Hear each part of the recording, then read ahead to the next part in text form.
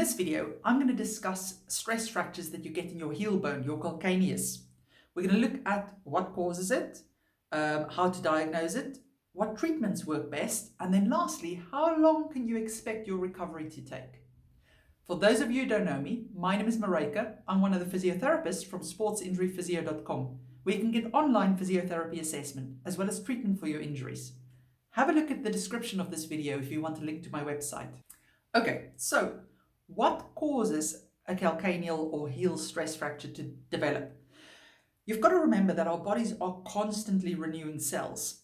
It's a process of breaking down the old ones and rebuilding the new ones. Now, activities like weight-bearing activities like walking, running, jumping, those are the main ones, all load the skeletal system, the bones, and that they are brilliant at building new bone because when we exercise, we accumulate micro damage in all the parts of our body, including the bones. And if it's a weight-bearing exercise, you'll get more micro damage in your bones, which is actually what we want because the body then repairs this micro damage and it gives it stronger cells and more robust cells. And that's why when you look at the scans of athletes or anybody who does physical activity, their bones are always much thicker and stronger and denser than people who don't do activity and who leads quite a sedentary lifestyle.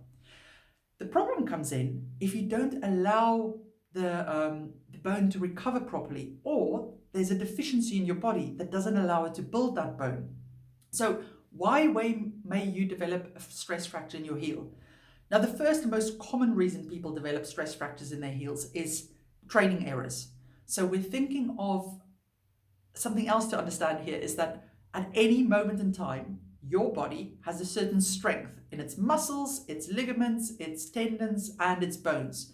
And that strength has been built up over the last few years of things you've done. Now, if you do an activity that's too much, creates much higher forces than what you used to, so it's either more intense or the volume is bigger, or it's just a strange activity you've never done before. Like for instance, if you're not used to jumping a lot and suddenly you start a jumping activity, it will likely overload the heel bone because it's not strong enough to deal with the amount of that activity or the intensity of that activity because you've not built its strength up. So that's one reason why you may develop a stress fracture. The second from a training error is if you may be used to this type of training, but you don't actually allow the body enough time to recover after each training session. So then this micro damage that we spoke about accumulates because the body just goes, oh mate, you're doing a high intensity session again 24 hours after you've just done one. I haven't rebuilt your heel bone yet. And then it accumulates, and that's when you can get a bone stress fracture. Then those are training errors, but there are also other things that can predispose you to that. And one of them is if you have an energy deficiency in your body. What does that mean? The research calls it RED-S, which stands for Relative Energy Deficiency Syndrome in athletes. All that means is you do a high volume of exercise, but you don't take in enough calories through your food to replace the energy that you burn in your exercise. Now, this is not an issue if it's a once-off or every now and again, but it becomes an issue if that's a general tendency over a longer period of time. Because what happens is your body needs energy, calories, to keep all the processes going. Your brain eats a lot of calories in a day, for instance. If your body doesn't get enough calories in every day to replace what you've just burned, it starts to think that you may be starving. And it reckons that, okay, survival is my first priority. How do I keep this person alive? I know. I switch off the processes that we don't really need for survival. And bone replenishing or replenishment, I'm not sure if that's a word, is one of them.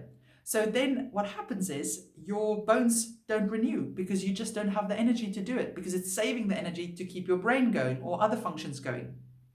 So that is one of the first things to look at.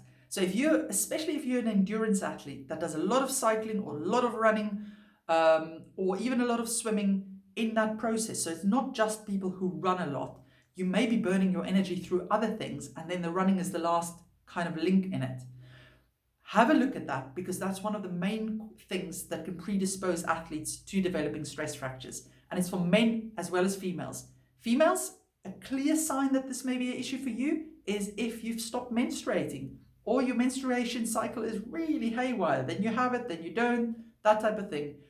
That can be an indication that actually your body's not getting enough energy. Just remember, if you're also in the period where you may be going into the menopause, it may just be the menopause that's messing with it, with your hormones and your menstrual cycle. So just keep all of that in mind. Another thing about diet is you have to remember that the building blocks of bones is calcium. But in order to absorb calcium from your gut, you have to have enough vitamin D in your system. So if you have a deficiency in either of those, your bones just may not have the right building blocks or can't use them to rebuild your bones. So vitamin D, the best source for that is the sun.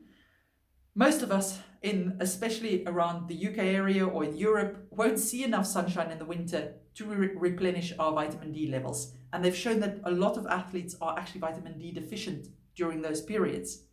But say, for instance, you live in a warm country like Israel, and you run, you're not going to run in the middle of the day when the sun is really hot and sharp on you. You may run early morning, or you may run indoors. So you're not really getting a lot of sun exposure then either. Or you may be whacking lots of sunscreen on so that you're not getting enough for your bones. So have a look at that. Your doctor can easily test your vitamin D levels for you. And if it's deficient, it may be useful to take a supplement, but have a chat with your doctor about that. And also look at your diet. Are you actually getting enough calcium in your diet for your bones? Then, if we think of other things that can predispose you to it, it may be purely a genetic thing. Oops, my iPad has just kicked off. So it may be purely a genetic thing that some people are predisposed to osteoporosis or poor bone density. So if you know that you have a family history from your mother's side or your father's side that there's low bone density in the family, it may also be worth checking the rest of your body to see if this is actually a wider problem, but it's just showing itself in your heel at the moment. So how do you know that you actually have a stress fracture in your heel? Well, obviously, you have to have the pain in and around the heel bone. There are other conditions that can get confused with this because they can give pain in very similar areas. But a skilled clinician can easily distinguish between that, because when we listen to the story you tell us and we make you do certain tests, we can see what the likely symptoms or the diagnosis is. So there's a squeeze test you can do that if you take hold of the heel bone and you squeeze it from the sides, if that causes pain that's similar to your pain, that can be an indication that it's a stress fracture of the heel bone. Just remember, insertional Achilles tendinopathy can give you pain bang on the back of the heel, but you usually can feel that it's something sore on the outside of the bone you're pressing on. There's also a condition called tarsal tunnel syndrome. I've made a video about that can give you pain on the inner part of the heel. But usually you'll have an ache that goes up and down, and there may even be tingling involved with that. Then you get fat pad syndrome, where you have a fat pad underneath your heel, and if you step on something sharp or you just give it a lot of impact, that fat pad may become really painful. But again, it's pain more kind of under the heel than that you're feeling. And lastly, obviously, plantar fasciitis, which is a really common condition, can cause pain also in the arch of the foot or just where it attaches to the heel. So those are things to keep in mind. Now, by far the best way to diagnose a stress fracture in the heel is to get an MRI scan. X-rays aren't that useful because X-rays don't show up stress fractures within the first few weeks. It's only if it's been around for a while that you can perhaps see a line on an X-ray for it. So especially if yours is new, an MRI scan is usually the best way to diagnose it. But a skilled clinician can help you make that decision whether it's needed or not by listening to your history and making you do certain tests. The other important thing with this is that a heel stress fracture will be painful when you weight bear. Now, if it's just starting to develop and is not that painful, then standing may be absolutely fine, walking may even be fine. It's only when you do high impact activities like running or jumping and landing that you may feel it.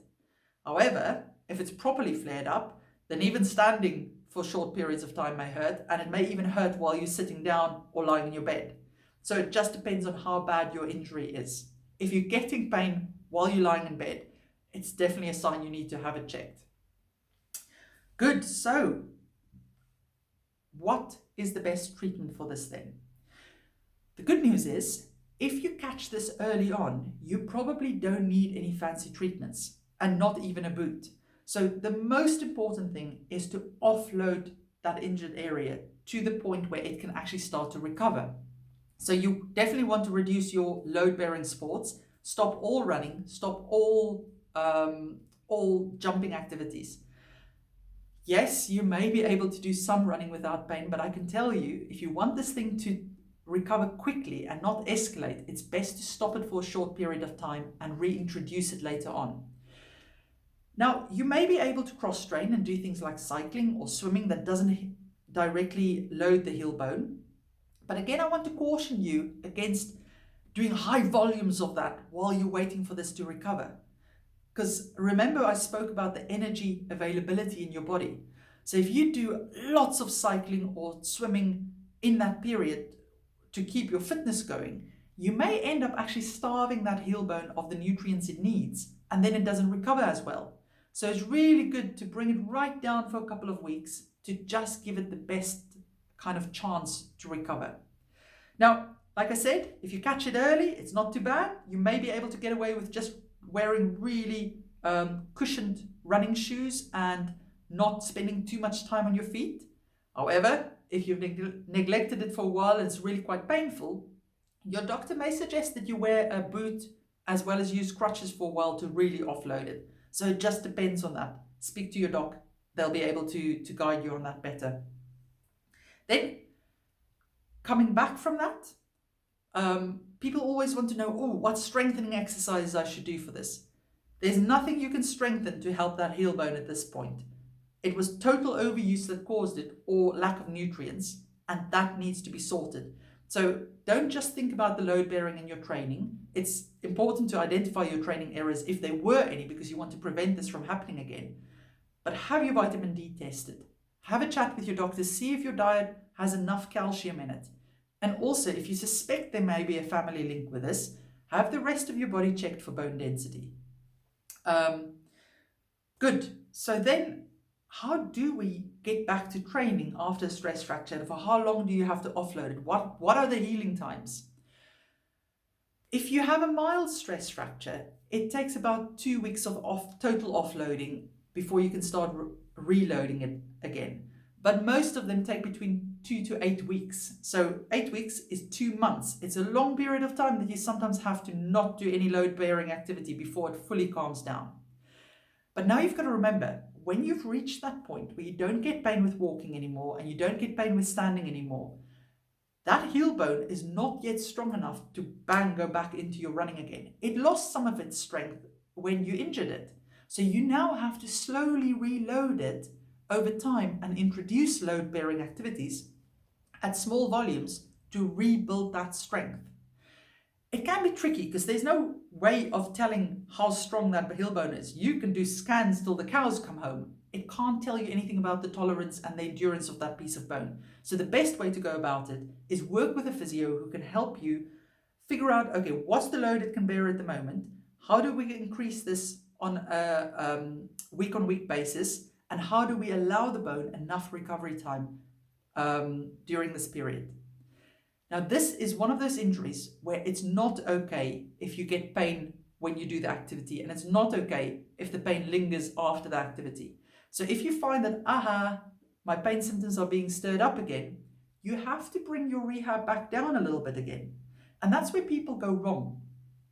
They've put all this period of time into resting it and getting the pain to shut up, and now they start to reload it, and it goes well for about 2 weeks, and then the third week, their heel's starting to get painful again. Now they feel they've invested so much time that they don't want to go back, so they start pushing to just continue with their rehab, and then they end up making it worse. Whereas if they just took a few days off and loaded it a bit more slowly and adjusted their program, they may have been okay. So please don't try to push through pain. You've got to adjust your rehab if it flares up. Good. Hope you found this useful. If you've got any questions, let us know. But if you need more help with your injury, you're welcome to consult one of us via video call. Link is in the description of this video. Take care.